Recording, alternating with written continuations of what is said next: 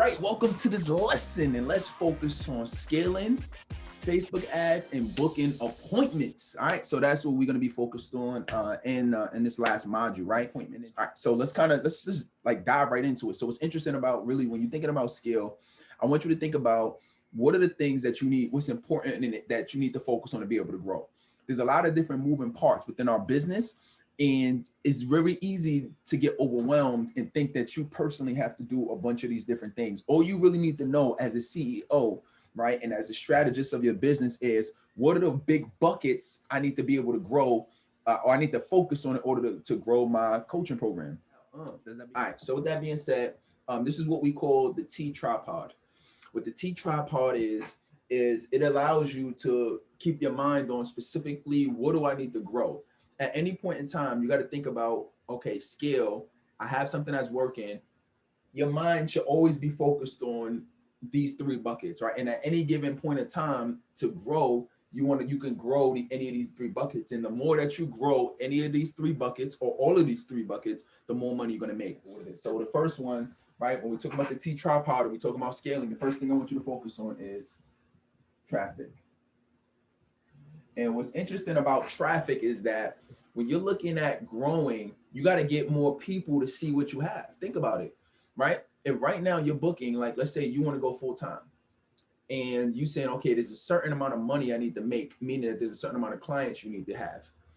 In order for that to happen, you have to level up the amount of people who are booking appointments with you. Meaning you have to level up the amount of people who are seeing your offer. Because does that make sense? So it's the amount of traffic. How many people? A lot of times, like when you get to this point, you already have it working, right? So you already know you can close people over the phone. It's just about how much time are you spending on the phone? How much time are you spending getting people there? Like how much time, money, effort, and energy to get more people? Because at the end of the day, the more people that you can get on a phone, the more money you're going to make, period.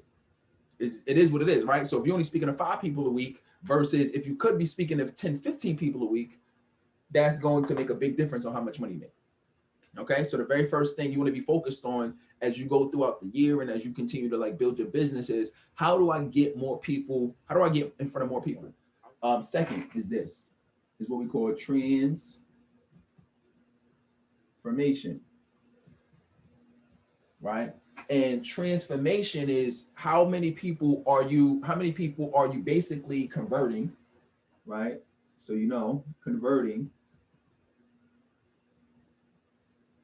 How many people are you converting, or how many people are you transforming to go to that next level or to go to that next step? So for example, like if you look, so transformation, kind of put a percentage. So what's interesting about that is you're going to have a certain amount of people. Let's say you take it from, I'm only reaching out to 20 people a day to 40 people a day. So now you're reaching out, but let's just say if you stuck at 20 people a day, right?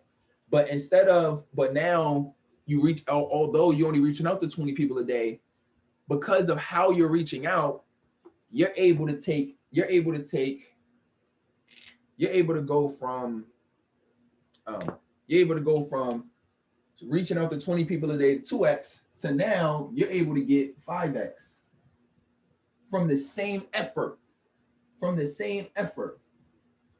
Because you're able to convert a higher percentage of them or transform a higher percentage of them, right? And transform is they just literally want to go to that next step with you. Because you have a higher transformation percentage or conversion percentage, now you go from 5x, now you go from reaching out to the same amount of people, 20x. So now 5x. So now what does that mean? That means that you're getting better at copy, right? Meaning, how things that you write into people. You're getting better at how do you get people to book an appointment with you. This is just like, and you can look at this as landing pages. You can look at this how you reach out to people. You can look at this how like every transformation point, right, is so what are some transformation points? Transformation points could be getting somebody to opt in for your lead magnet. Another transformation point could be getting somebody to actually get on a webinar, or actually get somebody to get on a call, right? You can get 10 people to book an appointment with you, but does that mean all 10 people are going to show up? So that's another percentage, right? Another transformation point, man. You want to get those numbers up. Another thing that you could you want to look at is how many people bought, right? So anytime where it comes to somebody making a decision whether they want to do something or not, that's what you call a transformation point, transformation percentage or conversion percentage, right? What does that really look like? And then the last one is, and this is definitely unique to us being as coaches, right? Is turnover. So that's very key that we're looking at what our turnover is, because we got to be focused on keeping people. We got to be focused on retention. We got to be focused on how many people are staying from month to month, right? If you got 5 new clients this month, but next month you only got 3, well, then, you know, you almost lost half your people, right? But if you got, you know, if you lost 2, but you gained 3, yeah, actually your turnover is low. Actually, it went lower, right? Or you retain more people, right? So it's not necessarily the same amount of people, is how the turnover or the retention is calculated. You kind of look at this too as retention, right? So it's not necessarily the same amount of people staying is how it's calculated. Is it actually growing? So if I got 10 clients this month and next month I got 12, I'm actually retaining more people, even if 3 of them left, but I ended up getting 5 people. Does that make sense? You know, now it's great if you keep the same people, but things happen, you know, or whatever. But the retention is calculated by the number of people that you have in month to month. So if I asked you how many more people, you know, week to week or month to month are you getting? How many people did you have last week versus how many clients you have this week? If that number is going up, your retention is going up, meaning that now you're going to have a higher retention rate. If that number is going down every week or every month, then your retention is going down, right? Or your turnover is going up. So your goal is you want to have a low turnover, right? That's your goal. Your goal, you want to have a low turnover each month. So what I do is typically I have an Excel spreadsheet, and then literally like month to month, you can just calculate this.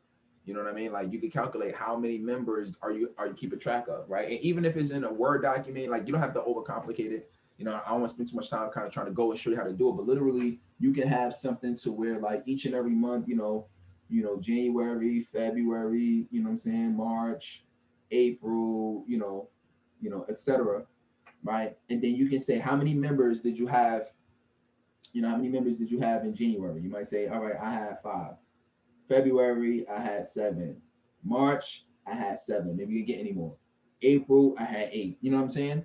So like your goal is to go up. And then if you're looking at this trend, oh, you can't really see it down here, but you know what I'm saying? So I said, 5, 7, 7, right? 8, right? So if you looking at, if you looking at these numbers and you like, yo, these numbers are not growing every month, then there's some adjustment that you need to make. And what is that adjustment? That adjustment it might mean that you need to it might mean that you need to get more traffic, or it might mean that you need to add additional incentives or additional things to get your people to stay, right? Or it might just mean that you want to increase the amount of people that you're actually bringing in or converting each and every month. Does that make sense?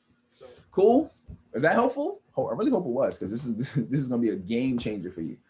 I promise you, this is going to literally be like one of the best things that you learn about, because that is how you're going to scale. All right. So with that being said, let's kind of transition a little bit, and I want to talk about what does it look like to run some Facebook ads. All right. So with that being said, hold on, let me kind of change my screen here so you can see the other one. All right, so from a Facebook ads perspective, right? Your goal when it comes to this, right, is all it really comes down to is split testing. Period. That's what it is, right? So this is just an example of something that I just started running recently. So with that being said, let's kind of just jump into a little bit overview a little bit. So when you run Facebook ads, your goal is when you're running it, you want to get somebody from online through Facebook, social media, Instagram, right? And eventually you can even do YouTube ads. You want to get them from that to booking an appointment on your calendar. I'll show you what my funnel looks like so you can see, and you can literally build it out and go back and watch it.